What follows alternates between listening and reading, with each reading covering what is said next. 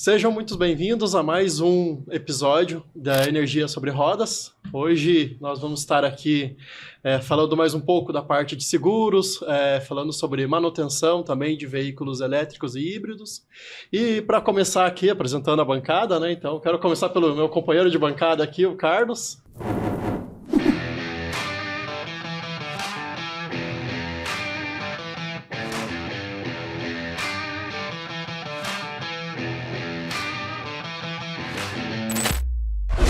Então, um oi pro pessoal aí e já apresento os convidados também para a gente já trocar um bate-papo. Galera, bom, muito obrigado pela audiência, muito obrigado a vocês que estão assistindo pra gente, dando um suporte a esse canal. Esse canal é para vocês, tá? O bate-papo aqui é um bate-papo do Wesley, trazendo aqui um bate-papo de dono de automóvel, clientes que são de verdade. E estamos trazendo pessoas aqui que vão agregar valor, que vão ajudar vocês que têm um carro elétrico, entendeu? A pensar de um jeito, e os que não têm carro elétrico a pensar de um jeito que possa vir a um dia a ter um carro elétrico, um carro híbrido. Eu costumo falar de carro eletrificado.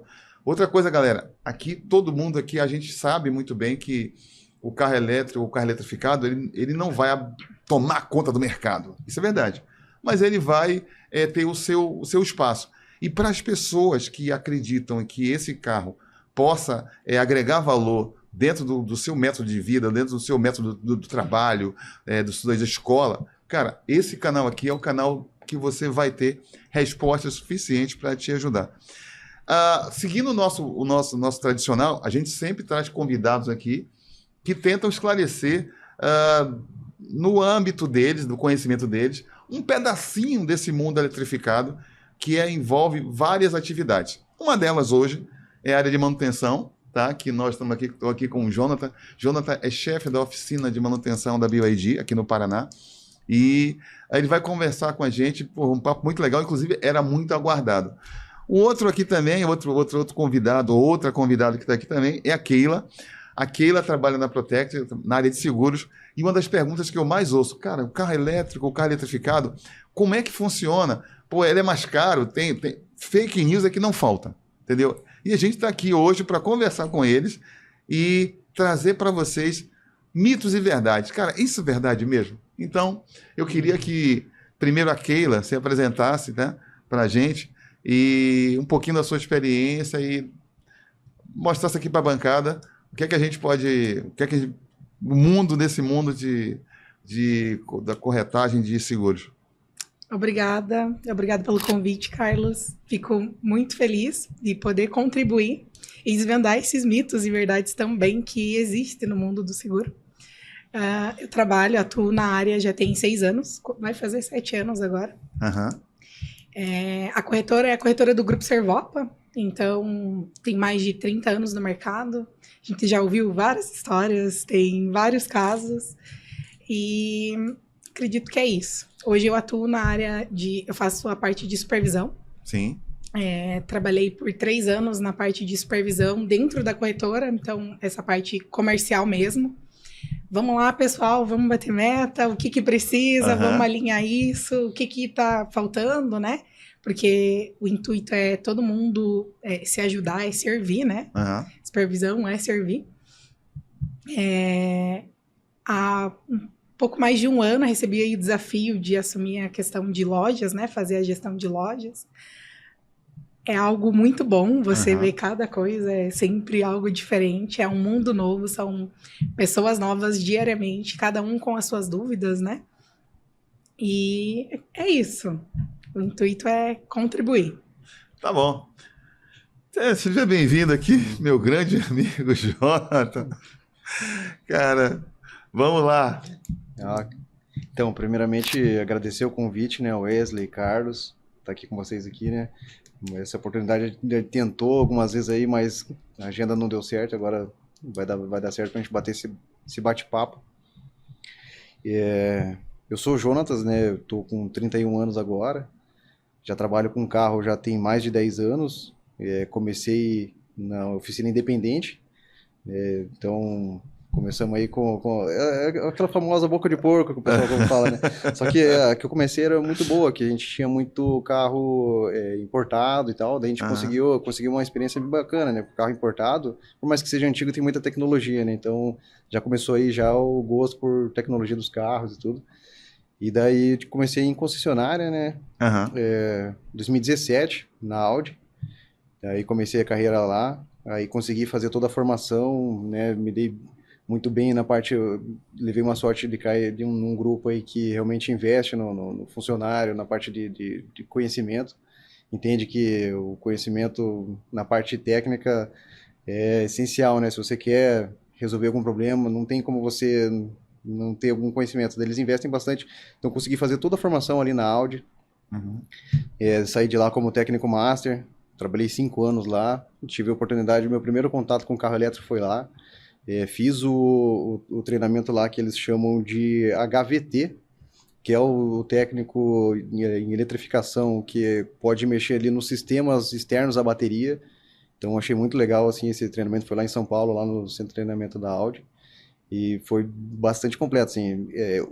Hoje é difícil, assim, as marcas liberarem esses tipos de treinamento e tal. Na época que eu comecei ainda era um pouco mais, mas agora está um pouco mais difundido. Consegui, depois desses 5 anos, fui para a Volvo, aí onde fiquei mais 2 anos lá e ali a Volvo, desde 2016 no Brasil, eles têm com carro elétrico, né? Então já estava bem mais difundido. Então eu já entrei lá como técnico de diagnóstico. Então só pegava BO lá, essa parte de revisãozinha não tinha, era só desmontar carro, diagnóstico.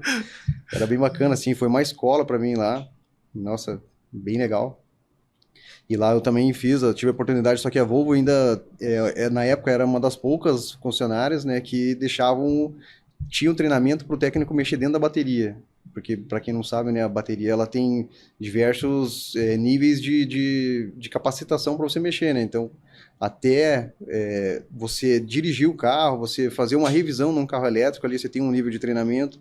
Aí um segundo nível de treinamento seria mexer nos componentes externos ali, a bateria, ou seja, você desenergiza o carro e você pode mexer nos sistemas desenergizados, né? E o que eu podia fazer até aí, eu podia mexer na Audi, né?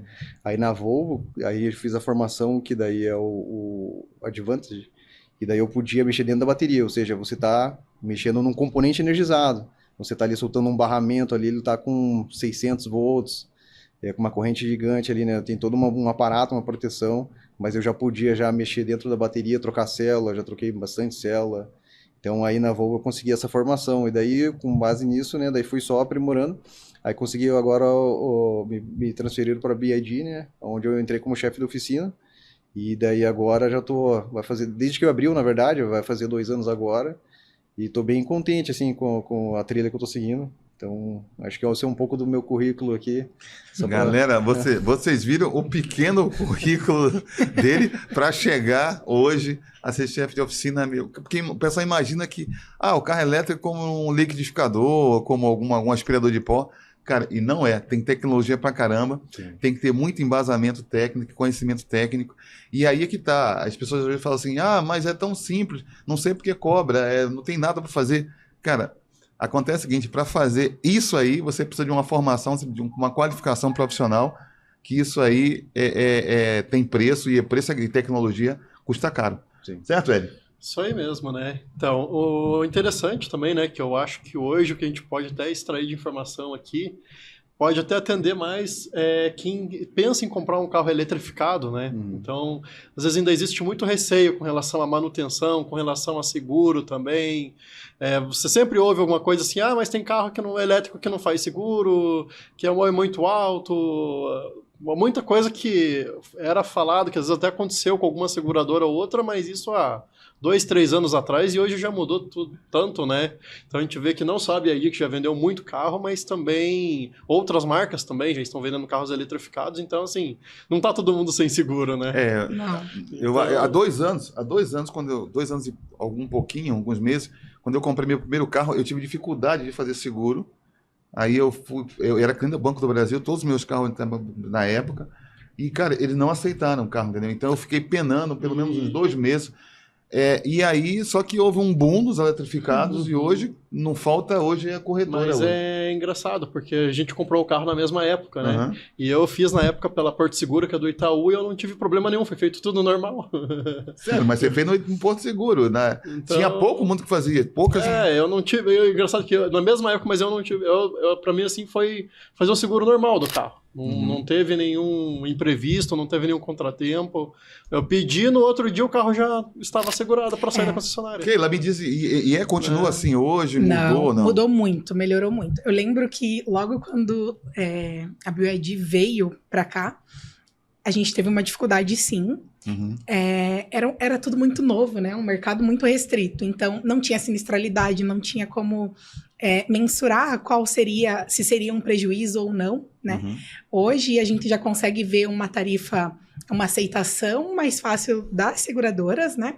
E a gente também já consegue ver o mercado se equilibrando em tarifas.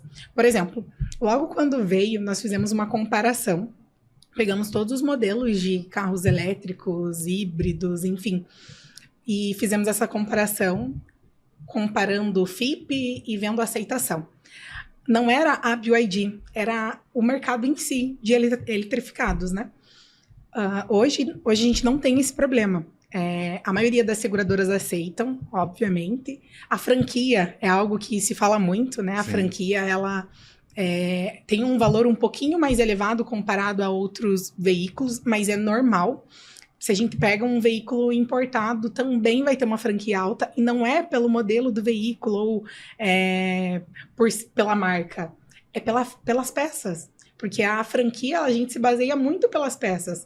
Se a gente pega veículos populares mesmo, a franquia ela vai acompanhar o mercado. Por quê? Porque a montadora já está ali adequada ao mercado, tem um sistema que as seguradoras utilizam. Muita peça produção nacional Tem, também, né? exato. Tem estudos, né, que falam que isso já, inclusive no início agora de 2025, já está melhorando isso. Então a gente já vê.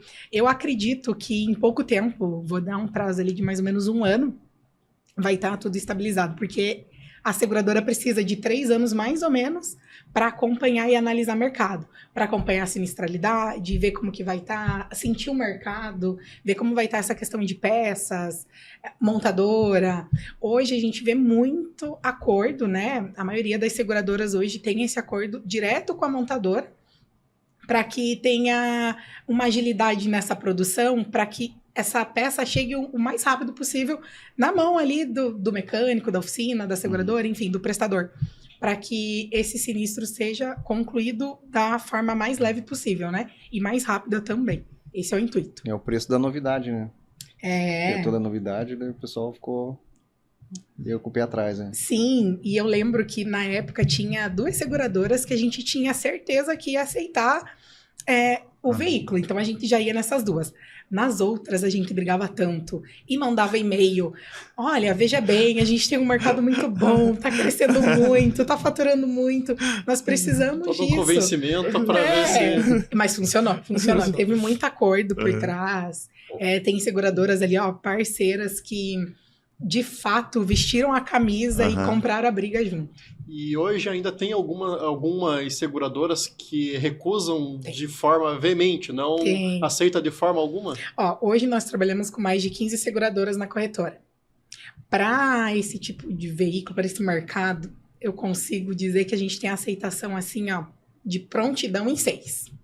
O restante vai depender muito, muito do perfil. Mas isso para 100% elétrico ou híbrido também? Híbrido também. Híbrido também. Uhum. Tem bateria, né? Exato, porque hoje Mas seria esse o fator principal? Não, hoje, eu não sei se eu posso citar, mas enfim. Aqui pode falar, aqui você pode. Falar tudo. Pela Não gente esconde pode marca falar nenhuma, tudo. não. Aqui não tem, pode falar qualquer marca aqui, pode falar qualquer empresa. Ótimo. Aqui é nosso, entendeu? O canal aqui é Energia Sobre Rodas, a gente fala para o cara que quer comprar o carro, a gente não fala para a empresa, a gente fala para o carro.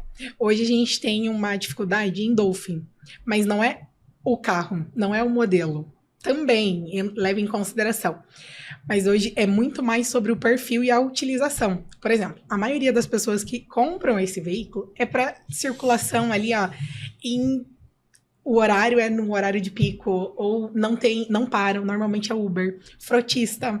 Então, tem uma restrição, mas não pelo modelo, e sim pela utilização. É uso comercial, né? Exato. Então, muitas pessoas falam, olha, mas não tá me aceitando, ninguém quer. Mas não é que ninguém te quer. O mercado já é mais restrito para esse uso, né? Para frotista, para Uber, enfim. E Tá muito mais sujeito, né? sim, a Problema. proporção ela é muito maior. Não, né? a própria fábrica faz essa distinção. Se você compra o carro aplicativo, tem uma redução, eles botam uma redução em cima da quilometragem. Eles Perfeito. botam um limite, entendeu? Para que você no uso do automóvel. Exato. Porque ele sabe que ele vai estar trabalhando em condições totalmente fora do padrão. Tem lugares que porque a gente só imagina assim, sempre vê nas cidades, nas grandes cidades, mas o uso dele não comercial, pode ser qualquer tipo. Pode ser numa roça, pode ser num sítio, pode ser num lugar que a estância é esburacada, pode ser no morro. A gente tem uma média nacional, hoje em dia, é de 10 mil quilômetros por ano um brasileiro normal anda, né? A gente já teve clientes lá que usam para uso comercial de muito mais que isso, né? Então a gente faz uma média ali de número de meses dividido pela quilometragem, tem gente que anda 350 km por dia. O carro aí com 6 meses, né? Imagina o que acontece nessa diária e tá muito mais sujeito a bater e tudo mais. Aí eu penso, realmente o pessoal fica com o pé atrás, né? Então 350 km é muito, né? Por dia, né? Então tá totalmente fora de uma média nacional, né? Sim. Mas em contrapartida, esse veículo é o que a gente tem as peças com mais prontidão no mercado.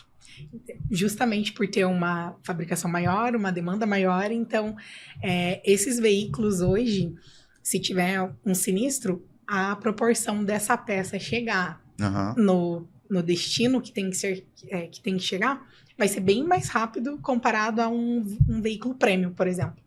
Então hoje a gente tem uma média ali de 20 dias para essa modalidade. E se a gente pegar a linha premium, que seria caminhonete, enfim, seriam em média de 40, 45 dias. É um tempo expressivo, né? Mas depende, e não é só, é porque é BYD, não é. É qualquer linha premium. Se a gente pegar Audi, vai ser dessa forma. Se a gente pegar BMW, vai ser dessa forma. E assim vai indo. E não é, a gente vincula muito a marca, né? Sim. E não é. É a categoria mesmo. Eu tive uma experiência de carro eu tinha um SUV, era da Hyundai, tá? E houve um sinistro num para-choque. E, na verdade, assim, ele não, apesar da fábrica ter fábrica em Goiás, não tinha peça na fábrica, eles tiveram que procurar nas outras concessionárias do Brasil, acharam numa concessionária lá no Nordeste para trazer essa peça. Então, ou seja, questão de peça, isso aí é intrínseco de qualquer modelo. O que precisa ter, que a gente acha muitas vezes, é o tal do planejamento. Se tiver um planejamento, se tiver um caminho bem traçado, entendeu? O tempo vai ser o detalhe, entendeu? Mas eu acredito que deve ter melhorado muito. Inclusive o seguinte, manutenção, Jean. Me diz o seguinte, como é que ficou essa situação? Porque a BYD, eu me lembro que na época ela não tensionava em vender tanto assim de uma hora para outra. E aí, de repente, você tem uma quantidade enorme de carros sendo vendidos. Uma quantidade enorme. Só que assim é o seguinte, se muita gente comprou esse carro naquela época, depois de um ano vai ter muita gente, entendeu? Para fazer o carro na manutenção pelo menos um ano depois. Entendeu? Não foi assim uma coisa escalonada. Eu percebo que a compra do carro eletrificado assim foi absurda. E aí me diz o seguinte, como é que vocês estão conseguindo dar conta dessa quantidade de gente trazendo o carro, todo mundo ao mesmo tempo? Então, não, teve realmente esse boom aí mesmo.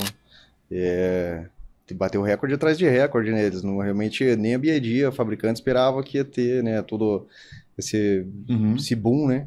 E eles trouxeram muitos carros, né? E daí a gente, para conseguir acompanhar a demanda, né, a gente agora está com uma oficina nova, fazendo bastante contratação. Então deu uma diferença bacana assim na parte da oficina.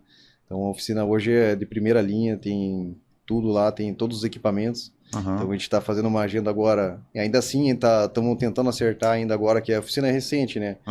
E a gente estava numa outra oficina um pouco menor, agora está com uma oficina lá com 12 boxes. Então 12 tem boxes? tem uma capacidade aí bacana para atender. Começaram 3, né? Aham. No começo eram 3, então você vê a projeção que era naquela época e agora a projeção que tem agora, né? Então, uma média aí de 20 carros por dia que a gente está fazendo, Sim. e a tendência a gente sabe que é crescer muito mais, né? A gente vê pelos Black Fridays aí, né? Black Friday tá vendendo 350 carros aí no mês. É. Então, realmente, ele já tem uma projeção muito grande. Já a parte de revisão, a gente está tentando focar, fazer box express.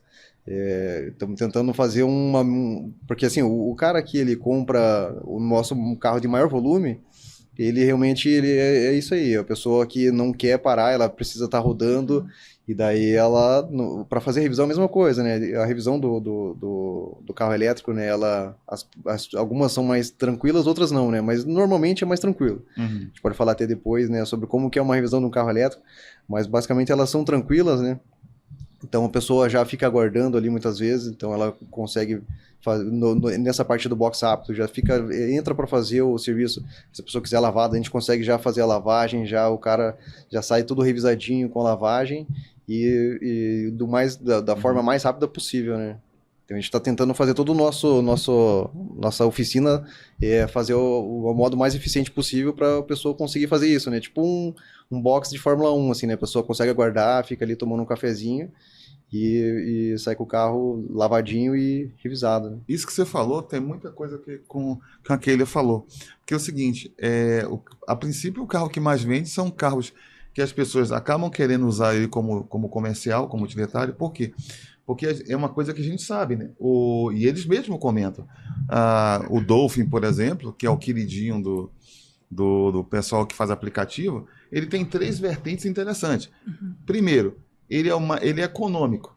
Então, ou seja, o quilômetro por litro, para ele, se você transformar isso em energia elétrica em quilômetro por litro, o Dolphin Mini, por exemplo, que eu já vi na rua aqui, ele faz 12 centavos por litro. Entendeu? Então, você imagina o custo que é isso. Segundo, a gente empaca na manutenção.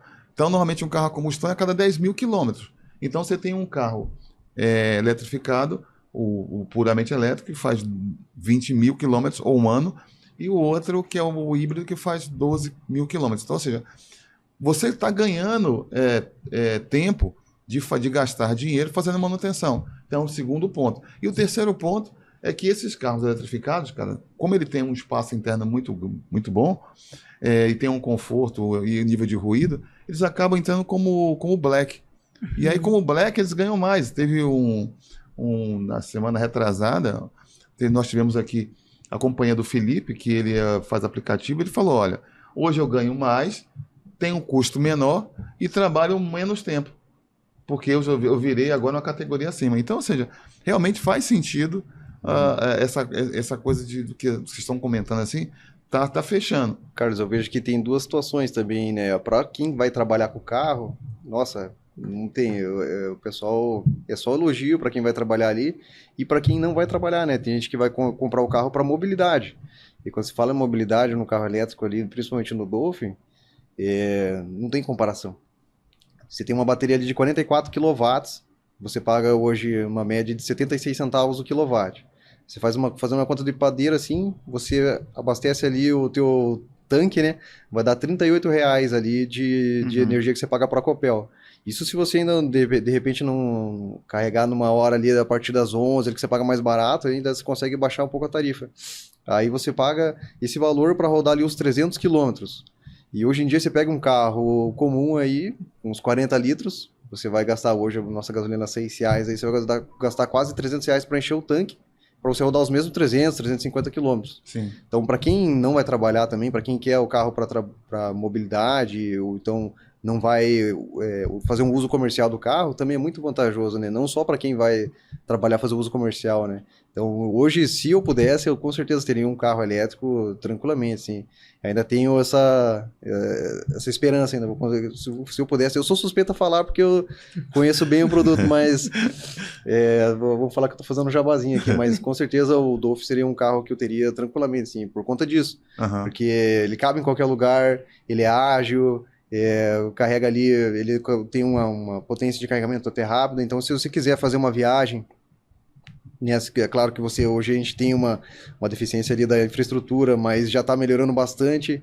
Não é mais a mesma coisa de 2 anos atrás. O pessoal está conseguindo, hoje tem para quem não sabe, tem uma resolução, o número 1000 da Copel, que ela já deixa qualquer pessoa fazer um uso, uma exploração comercial da energia elétrica. Uhum. Ou seja, eu posso comprar um carregador, colocar lá na minha casa e colocar lá no plug and share e colocar que eu tenho lá na casa do Jonas, tem um carregador de tantos quilowatts e deixo ali. O pessoal que estiver passando por perto pode vir ali, carregar na minha casa e fica livre negociação. Eu posso falar, o preço do meu kilowatt é tanto. Eu sabia disso. Você pode? Legal. Então, isso aí ajudou bastante a questão da infraestrutura, né? Muita gente não sabe, mas a partir do momento que começar a ficar difundido, vai todo mundo querer vender energia ali.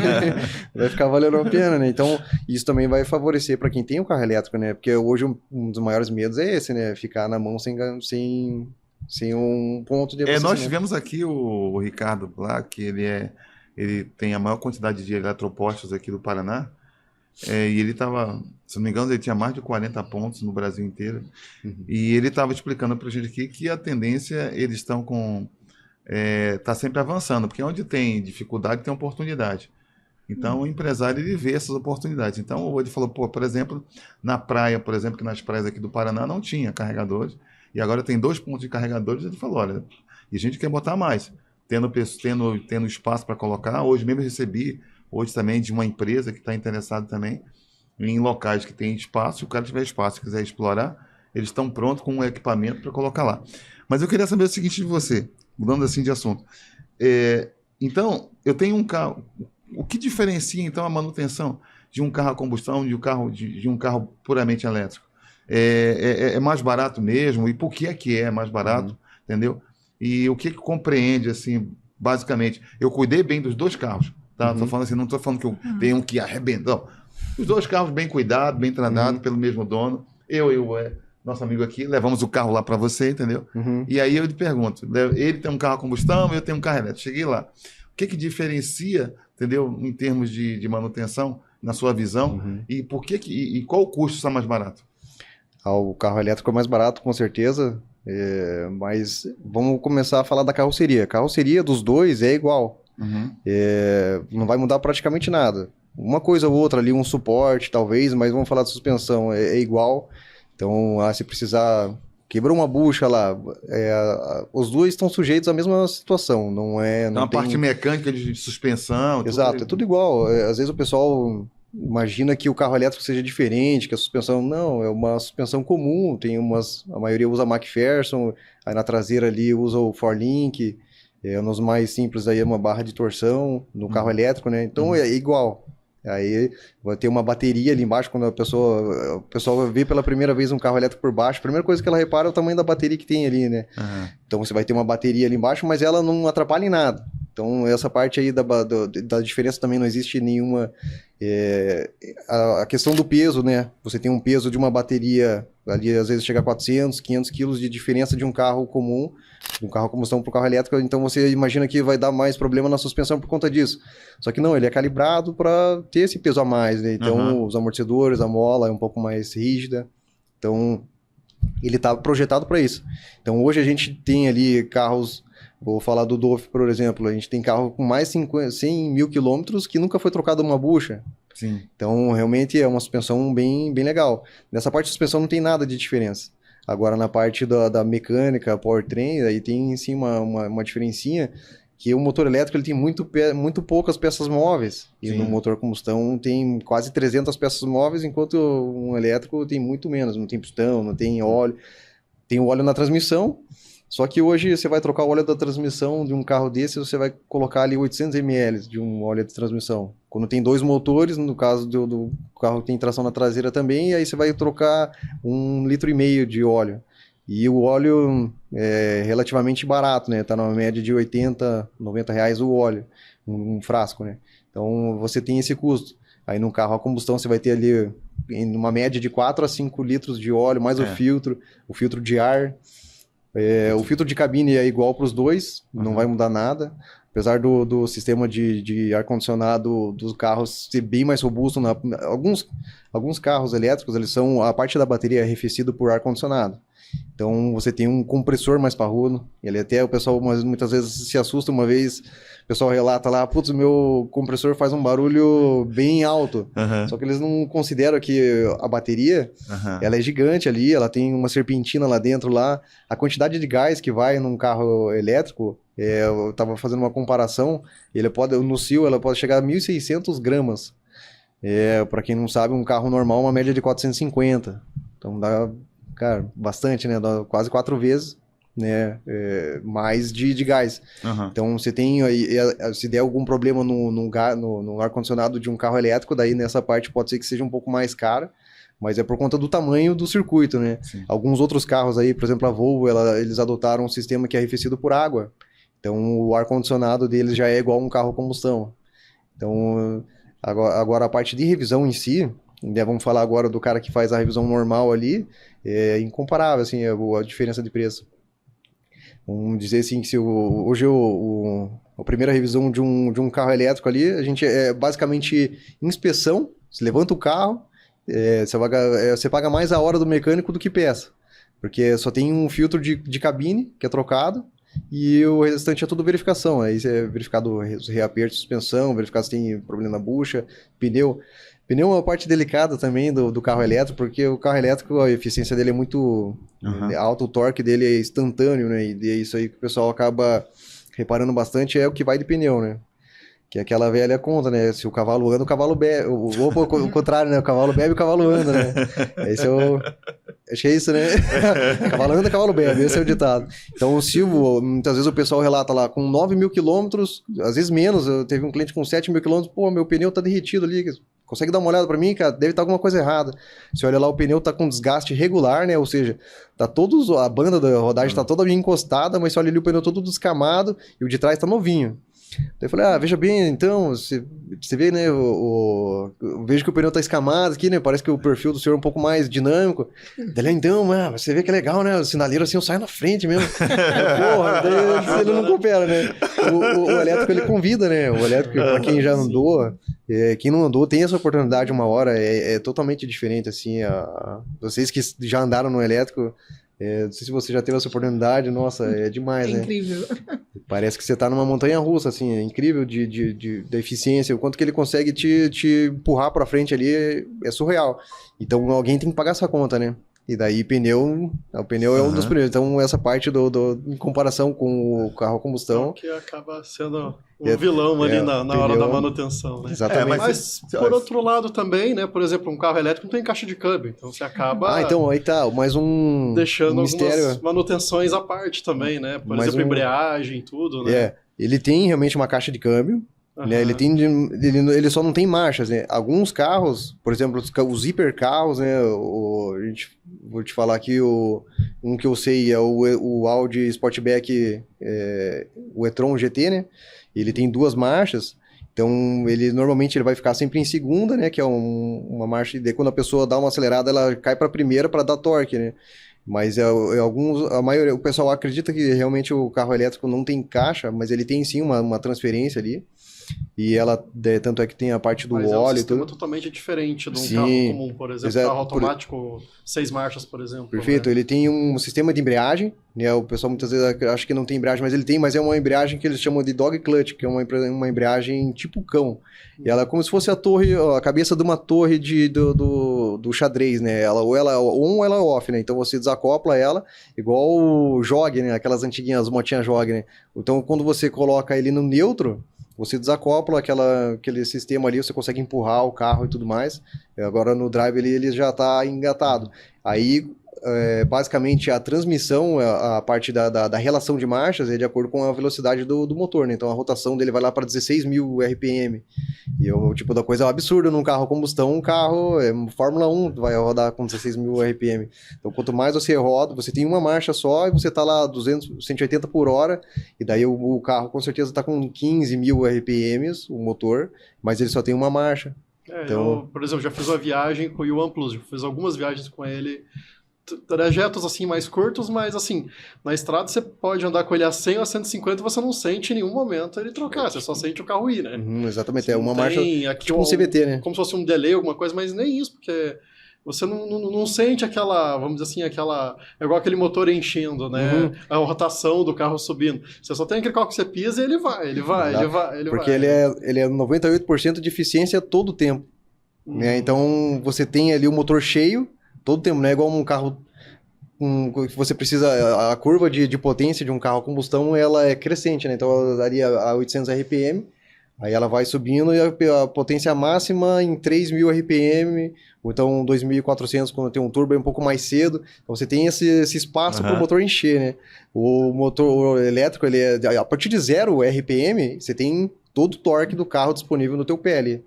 Por isso que ele dá essa arrancada, sai cavucando, e o pneu que sente o segura. motor trabalhando assim, vou de 100 a 150. Você não sente aquele motor trabalhando, por exemplo, assim, vou mudar de uma quarta para quinta, de uma quinta para sexta. Igual um carro automático normal, você não vê. Quer ver uma curiosidade legal? Vez, né?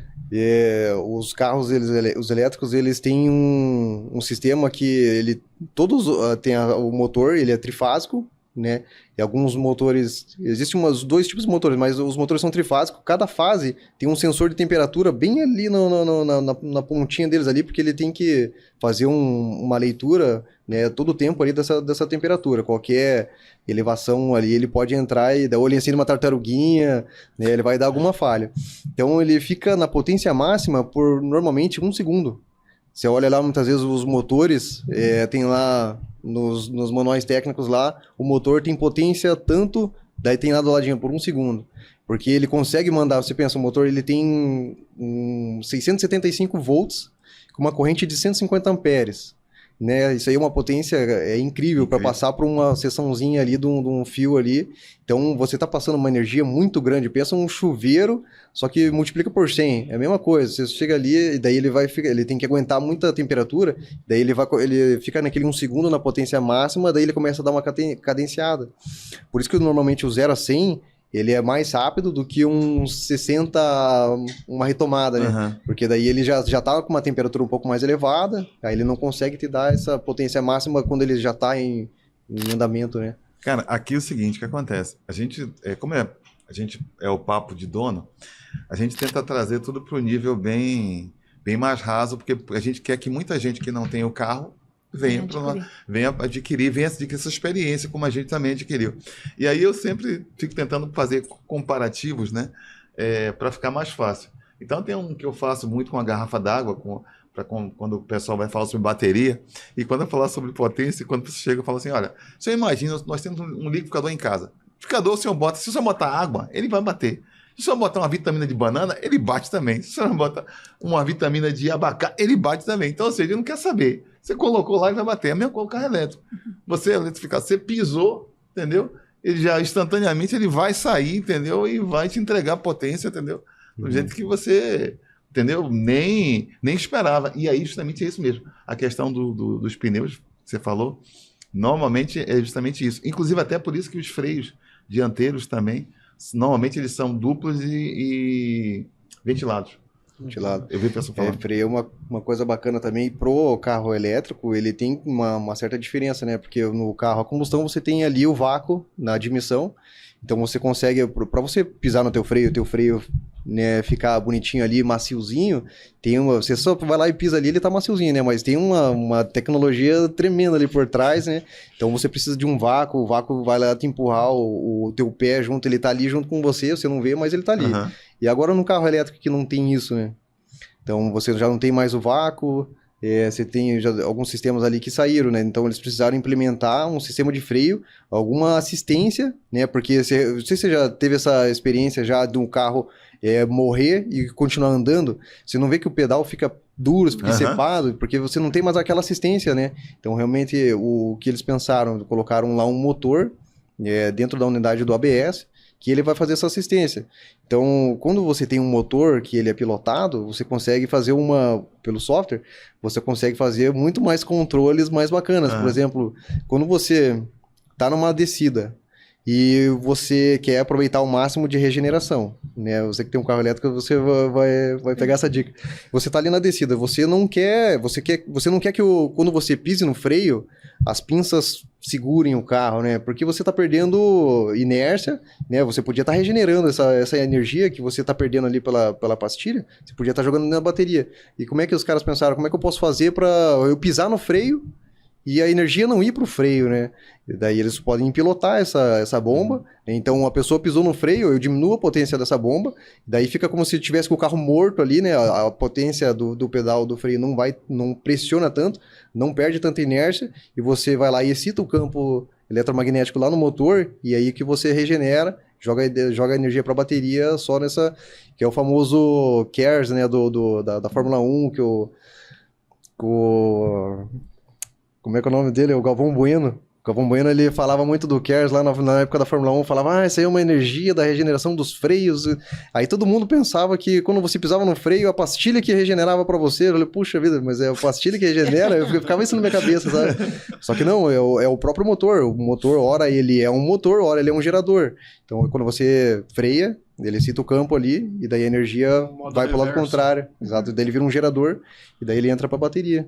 Algumas marcas fizeram diferente, fizeram um coxim lá dentro do módulo. O módulo da airbag é um módulo bem robusto, assim, e tem um coxim na lateral. E quando você pressiona o pedal, essa pressão do freio, do fluido de freio, vai para o coxim, e em vez dela ir para a pinça, e daí ela libera as pinças, você aproveita o máximo da inércia, e daí regenera, você freia aquela frenagem que você está tendo, que ela pode chegar, até nos manuais falam aí, que normalmente 90% das nossas frenagens não são frenagens bruscas, né?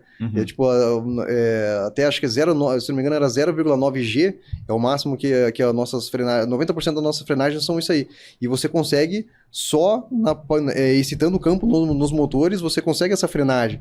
Então tem gente aí, ontem mesmo eu vi um cliente com 120 mil fazendo a revisão do Volvo lá, que tinha o cara bem famoso, vocês devem conhecer, mas fazendo a revisão lá, e com 120 mil tinha gastado 2 milímetros da pastilha do carro, imagina, com 180 mil, se não me engano, a revisão. Eu acompanho aí o Gilson Teixeira, que foi o cara que me inspirou na época do Song, e ele tem um carro, ele tem um Dolphin, que ele colocou para fazer Uber. Cara, ele sempre toda vez que ele vai fazer revisão, a cada 20 mil, ele coloca no canal. E ele já está com 180 mil quilômetros, cara. E o carro por baixo inteirinho, cara, muito legal. Isso que você está falando tem a ver. Keila, me diz o seguinte, vamos voltar aqui pra gente. Peças, tá? O pessoal fala muito de peça. Se por acaso eu posso, por exemplo, já que muitas vezes a pessoa, a concessionária não tem peça, não... Se por acaso eu quiser, eu posso comprar uma peça, entendeu? Meu carro teve um sinistro, um farol quebrou, uma lataria, uma parte da lataria. Se eu conseguir comprar essa peça original, eu posso colocar a peça e pedir o reembolso para... Sim e não. Depende. Não depende. Depende da seguradora. Tem seguradoras que são flexíveis nessa questão, o reembolso acontece de uma forma mais tranquila. Mas vai ter seguradoras que vai tentar, de toda forma, localizar a peça. E aí ela que vai dar para você essa opção. Olha, eu vou abrir para você a possibilidade do reembolso. Mas não é uma regra, né? Isso depende de cada caso. Eu vou falar com base ali no que acontece dentro da corretora. Sempre que algum cliente precisou de reembolso, a gente conseguiu atuar dessa forma, né? Para isso que servem os acordos comerciais, enfim. Então, sim, conseguimos fazer para o reembolso, mas a seguradora normalmente precisa liberar. Seria dessa forma. Sim. E no caso seguinte, outra dúvida também que surge bastante. Fazer seguro com o corretor ou fazer seguro com o banco? Qual a diferença que você pode trazer para a gente? Fazer com o corretor ou fazer... Eu já fiz seguro com o banco e já fiz seguro com o corretor. No caso seguinte, qual a diferença assim, para a gente? Qual o ganho para ele, no caso, que é um cliente, ou para o Jonathan, ou para mim? A gente resume sempre em custo-benefício. Pelo banco, normalmente vai ser mais barato, sim, mas você tem um transtorno bem maior. Eu tenho vários clientes que vêm de banco ou que têm a experiência dentro de um banco e o sufoco vem na hora do sinistro. Porque seguro é igual plano de saúde. A gente paga para ter o melhor, para quando a gente precisar, a gente vai ter algo que vai nos atender. Sim. Mas a gente paga para não usar. Então, por corretor, normalmente, a maioria dos corretores tem uma equipe de pós-vendas, né? Hoje, ali na corretora, nós temos 2 pessoas que ficam responsáveis pelo sinistro. Então, o cliente não vai precisar entrar em contato com a central, aqueles 0800 que ninguém quer enfrentar. Muito mais burocrático. Exato. Também, né? Então, a gente vai ter sempre uma equipe que vai, olha, não estou conseguindo pegar meu boleto, deu problema no meu cartão, preciso trocar o número do meu cartão, ou quero alterar a forma de pagamento. Você não precisa fazer isso por telefone. E no banco a gente não tem essa flexibilidade, né? O que o banco vai oferecer normalmente é o que a corretora também vai oferecer, porque atrás do banco tem uma seguradora. A diferença é essa, a precificação, né? Não fica muito longe também, já tivemos vários casos onde o nosso valor ficou igual ou menor do que do banco, mas eu acredito muito que é no pós-vendas. A gente sempre vai ter a experiência do pós-vendas. Eu posso acionar, então, um corretor a qualquer momento. Exato. 24 horas. Sim. Caramba. O corretor, ele fica como se fosse... Tem equipe de plantão. Ali, né? Uhum. Aham. Tem um plantão ali que te atende. Quando eu peguei o Song 23 lá, o Song Plus, eu tinha feito direto pela Porto por causa do seguro anterior, que foi feito no banco lá, né? Agora, quando eu troquei o Plus pelo Premium, eu fiz direto pela concessionária ali, pela Protecta, né? Então, teve toda uma...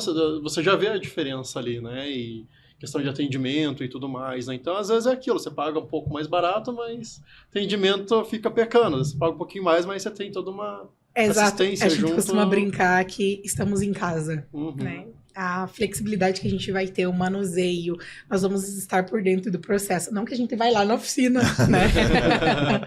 Eles vão na oficina? Não, lá tem o cara do sinistro, né? Sempre vai ter. Então, a gente tem acesso com mais facilidade no processo. Olha, já aconteceu da gente ligar na oficina. Olha, como que tá o processo do fulano? Tá em... Consegue dar uma prioridade, né? Já acontece, gente. E ali acompanhamento, na Protecta, por exemplo, quando acontece um sinistro, né? Aconteceu, sei lá, bateu o carro lá meia-noite. É um horário que tá comércio fechado, tudo, né? Mas eu preciso de uma assistência aqui para buscar um guincho, já ver se consegue liberar um carro reserva, alguma coisa. Vocês têm um pós-venda que nesse horário consegue ter uma pessoa que eu possa falar e atender essa extensão, ajudar, né? a resolver, né? Sim, nós sempre direcionamos para os clientes, né? A gente tem essa equipe de pós-vendas e a gente tem, por trás das seguradoras, a gente também tem esse apoio.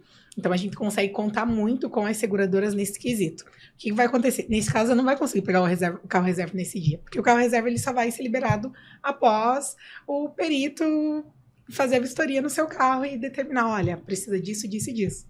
É só após a vistoria que o carro reserva vai ser liberado. E muitos clientes não entendem essa parte. No primeiro momento, que a gente vai precisar de um carro reserva, às vezes um hotel. Uhum. O transporte de retorno para a residência. Ou já aconteceu de estar na estrada, cliente nosso está na estrada, 8 horas da noite, e aí eu não consigo, eu preciso de retornar, preciso de um regresso, né? Enfim...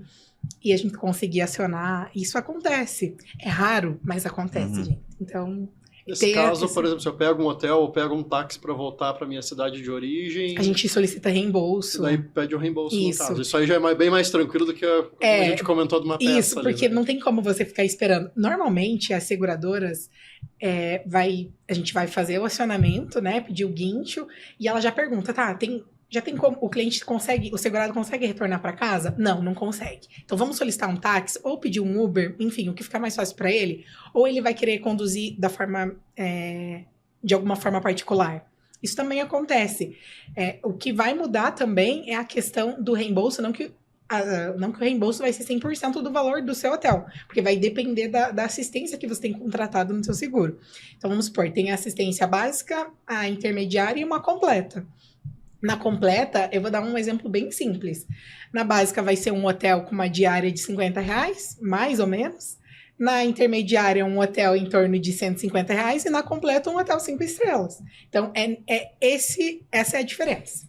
Uhum. Então, o reembolso vai ser de acordo com o que você tem contratado. Sim. E uma outra coisa bacana também que eu Uma coisa bem interessante que eu vi uma vez, antes de eu ter o BYD, eu tinha um Lexus híbrido também. Quando eu fiz o seguro, o corretor falou bem assim pra mim, eu vou te passar aqui só da franquia normal, nem vou te passar da reduzida, porque esse teu carro aí, que se der qualquer batida de estourar airbag, já PT na hora. Então, assim, você faz, dele fez a franquia normal, tudo seguro, né? Mas hoje acontece muito, assim, como que tem sido, por exemplo, no caso da BYD ali, né? Os carros...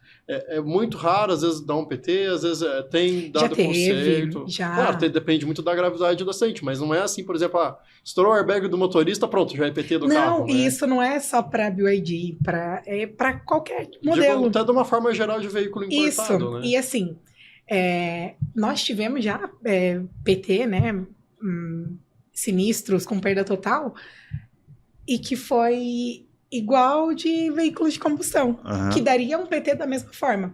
E se eu te falar, eu levantei, conversei com seguradora, né, nessa questão de sinistralidade, a sinistralidade hoje da nossa carteira dentro da corretora para BYD é de 1%. A sinistralidade da carteira inteira nossa é de 3%. Então, não é nada absurdo, não é algo extrapolado. E né? já chegou a pegar algum caso que o carro deu PT por causa da bateria, não? Não, ali na corretora não. O que acontece? Fala tudo, algumas Keila, seguradoras... fala tudo, estamos aqui na mesa, fala tudo. Algumas seguradoras vai pedir a vistoria, né, na hora da contratação. E pode acontecer, por prevenção mesmo, se a bateria tiver com algum risco, alguma coisinha, ela já vai declinar. Por quê? A chance dessa bateria já ter sido aberta ela é muito grande. Então é um risco muito grande para a seguradora. Então ela prefere não comprar esse risco. Então, mas não, a gente já ouvi casos de explosão, mas não era a explosão do veículo, era por conta da tomada. E puxando um assunto que ele mesmo falou, foi um mercado que cresceu para muita gente. Cresceu na mecânica, cresceu os seguros, mas não cresceu só seguros para esse tipo de veículos. Veio junto os seguros para placas solares, porque muita gente que compra esse veículo acaba instalando uma tomada, uma placa solar em casa. Então, cresceu também em outros nichos, né? Tem seguro residencial, que entra também a questão da parte de tomada, né? Enfim, do carregador, que vai entrar junto, mas ele também não é obrigado, ele pode fazer um seguro só para essa parte. Então, meu carro vai... Eu até conversei com o Carlos esses dias na concessionária. Nossa, imagina, pode explodir. Mas não, a chance de um carro a combustão explodir, ela é muito maior do que um carro nesse ponto da eletrificado. Parte de manutenção para justamente perguntar, né, pro Jonatas, né? A gente ouve muita coisa, né? Tem muita coisa na internet, tudo. Uma vez eu vi algumas reportagens, alguns carros estavam vindo com um dispositivo, tipo uma trava manual de porta do carro, se o carro pegar fogo para você abrir, que era algo que estavam... Parece tipo a porta suicida, assim. Uma trava de emergência ali, que se o carro parar e travar tudo, né? Eu acho que tinha um estilete. Só que falta. Mas tinha um estilete que você cortava o cinto e mais uma trava, tipo, da onde que tem o porta-copos ali da porta, né? Pra você abrir o carro como se fosse manual, né? Mas é engraçado que aqui no Brasil, eu não lembro de ter visto nenhuma notícia de qualquer carro, mesmo BYD ou qualquer outro, que pegou fogo no meio da rua por causa da bateria, né? A bateria é Na verdade, não é a bateria do carro, é qualquer componente de lítio, dependendo da composição dele, ele pode ser não estável na presença do oxigênio. O que acontece? Se pegar uma bateria que eu sei que é inflamável, que é a de NCM, qualquer furo, né, qualquer contato que ela tenha, que é uma pasta, né, não sei se alguém já viu como é que é uma bateria de lítio por dentro, mas basicamente ele é uma pastinha, né, com o componente ali, com os minerais, e se ele entrar, ele não é estável, entrar em contato com o oxigênio não é estável, então ele... Realmente, a gente vê esses vídeos, né, agora pegando o celular no bolso das pessoas, pegando fogo no celular no bolso das pessoas, e é um maçarico, né? Então ele começa a pegar fogo ali, infelizmente você não consegue apagar o extintor, o único jeito de você diminuir, você imergir, né? Igual fábrica de bateria, né, tem algumas que na hora de você fazer a montagem, tem uma piscina ali, qualquer momento ali, se ela entrar e inflamar, ela abaixo. Mas, por exemplo, assim, você que já tem uma trajetória, né? Desde Volvo, Audi, BYD e tudo mais, né? Você já chegou a pegar alguma ocorrência, algo próximo disso, que tenha Não. acontecido em algum carro? Tem uma... A gente faz a manutenção das baterias, por exemplo, lá na Volvo, lá tinha uma política, toda vez que a gente ia substituir um módulo de células, a gente fazia a troca dela e a gente tá tirando aquele módulo porque ela apresentou alguma falha. Ou ela pode ter fumos, né, ou ela tá soltando fumaça, ela pode estar tilintando, que fica como se tivesse um curto, né, ou ela pode estar superaquecendo. Então, existem, sim, alguns protocolos, né, que até os fabricantes já colocam já, né, porque é previsto, né, que um dia possa acontecer, né, o carro chegar lá com uma batida por baixo, e ela não realmente pegar fogo no local, mas aí no transporte o carro vai ficar, a gente chama de quarentena, né? Ele vai ficar 15 dias parado ali, a gente coloca um cobertor, né, anti-chamas, coloca em volta dele, e os carros precisam estar afastados ali pelo menos 2 metros de distância de um carro que foi um elétrico que foi sinistrado, e ele vai ficar ali em observação. Né, a partir do momento que ele não apresentar nenhum desses sintomas, né, dele estar tilintando, fazendo fumaça e tudo mais, aí a gente consegue começar, né, a pensar numa desmontagem, né. Então, tá voltando ali, né, então você consegue fazer uma classificação. Então, você tirou uma bateria, um módulo que deu problema, você foi lá e colocou um módulo novo, aí vai montar a bateria, montar no carro, libera para o cliente. Aí você ficou com aquele resíduo. Aí você precisa classificar ela, né, existem classificações de nível amarelo, o vermelho e o verde. Você pode fazer os transportes dela, né, a partir do momento que você conseguiu classificar ela ali com até o amarelo. O que seria uma classificação amarela, né? Se você detectar ali que ela está com um superaquecimento, aí quando você detecta que ela está nessa situação, aí você vai ter que fazer o pessoal vende um kit, né, que é basicamente uma caixinha que ela tem ali uma areia, que é um material lá para não deixar passar uma temperatura. Você coloca uma quantidade de areia, aí você coloca um módulo, aí você cobre ela com areia de volta, depois você coloca um envoltório assim, anti-chamas, e daí você pode fazer o transporte dela só terrestre, né? Você não pode nem transportar por aéreo. Eu li algo assim do gênero seguinte, um artigo que falava o seguinte: as baterias que estavam normalmente, as baterias de níquel, tá? Que era NCM. E o que aconteceu? A indústria tecnológica estava estudando meios de tentar resolver determinados problemas, de criar mecanismos externos para tentar resolver o problema dessa bateria, que realmente ela tem alguns exemplos que já aconteceram de sinistro. E aí o seguinte...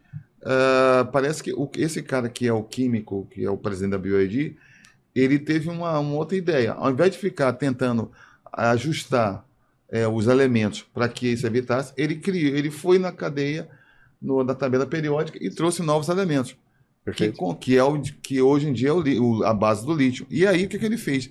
Ele fez a combinação desses elementos, e um elemento desse sozinho, ele realmente apresenta risco.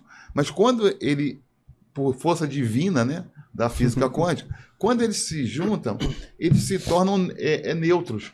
Eles se tornam estáveis. E isso é que deu a ele a garantia do que ele faz, de dar garantia de 8 anos de bateria, de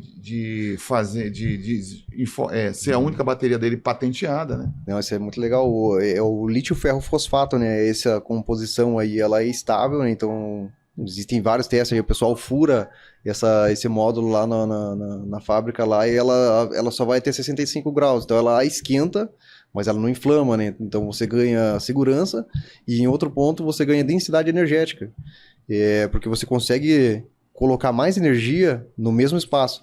Então o que de níquel, que antes você conseguia colocar tantos quilowatts, com a mesma quantidade você consegue colocar mais energia, então você está mais densidade energética, e é isso que o mercado quer, né? Você quer mais autonomia, só que você não pode ir aumentando a bateria, né? Você tem que tentar dar um jeito de conseguir colocar mais energia sem aumentar fisicamente ali o componente. Passou muito rápido. A gente não conseguiu explorar nem metade do assunto que a gente tinha para conversar. Eu tenho umas perguntas que eu gostaria de fazer, mas entendeu? tem que deixar para você uma oportunidade. Cara, vamos ter que deixar para uma segunda rodada, porque A gente queria muito, é muita coisa para falar, eles têm muita coisa para mostrar para vocês.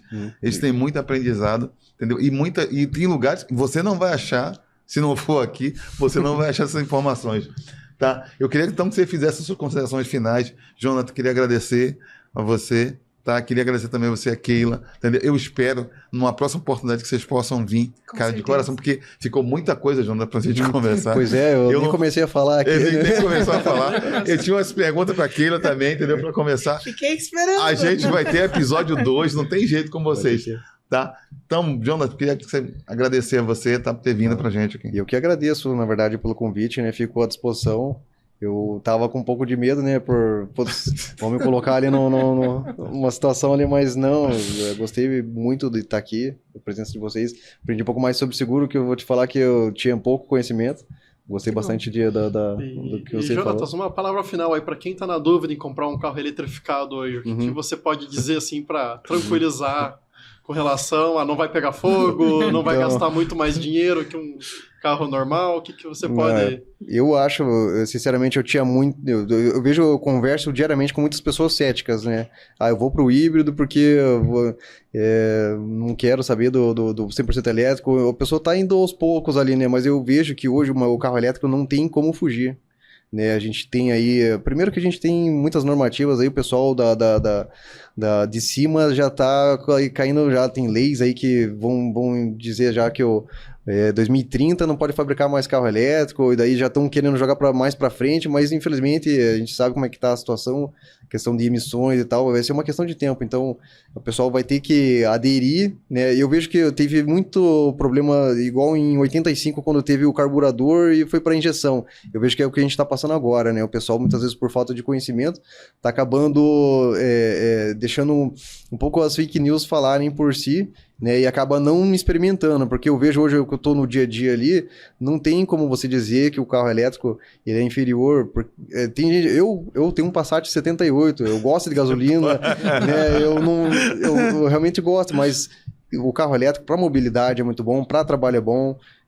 Agora a gente está falando das baterias aqui, não existe mais aquele risco, né, de pegar fogo que tinha lá nos primeiros Tesla. Hoje em dia não tem mais essa situação, né? Então eu acho que quem está na dúvida se vai comprar um carro elétrico ou não, eu só digo uma coisa: faça um test drive. Você vai ver que não tem, é totalmente diferente, é um mundo a descobrir, né? Keila, deixar à primeira vista. E você, Keila? Muito seguro obrigado. Não é caro, gente. Dê a sua palavra final para quem também tem dúvida, com medo de ficar sem seguro na hora de comprar um carro eletrificado. Eu vou resumir. O seguro para carro eletrificado é a mesma coisa para carro a combustão. O mesmo processo para um carro a combustão é o mesmo processo para um carro eletrificado. Tarifa já tá ali, ó, igual ou menor, porque eu vira e mexe, tô fazendo comparações. Gosto também de sentar e colocar a mão na massa e cotar para ver. E já peguei vários casos onde o seguro fica bem mais em conta, o mesmo perfil, o veículo a combustão trocando para um veículo mais novo, uma FIP maior, ficando bem mais em conta comparado ao que o cliente já tinha. E é isso. O seguro não vai ficar mais caro, já foi, já aconteceu, isso é passado. E vamos esquecer o passado. E não fiquem sem seguro. Tá bom, gente. Então, cara, estamos se despedindo aqui. Wesley, suas considerações finais, as minhas por favor, tá? Assistam o nosso canal, vejam nossos vídeos, vão no Instagram, tá? Participem, colaborem, dê o joinha, dê o like pra gente, tá, cara? Que esse canal é feito exclusivamente para vocês, tá? Um abraço, fica com todos, até o próximo episódio. E Wesley? Também quero agradecer, né, ao Jonatas, a Keila que vieram aqui hoje, né? Espero que a gente ainda tenha uma nova oportunidade de trazer vocês aqui novamente para a gente conversar um pouco mais, né? Com certeza vai surgir mais dúvidas ainda, principalmente da parte mecânica. E também quero agradecer a todos, né, que estiveram com a gente aí até agora, assistindo. Fiquem por dentro aí, fiquem ligados, vai ter bastante novidade ainda. A gente já está com uma agenda aí com pessoas aí bem interessantes aí para a gente trazer mais informações aí e trocar experiências também com outros proprietários, tá bom? E a Geisa volta no próximo episódio. Isso aí, muito obrigado, até mais.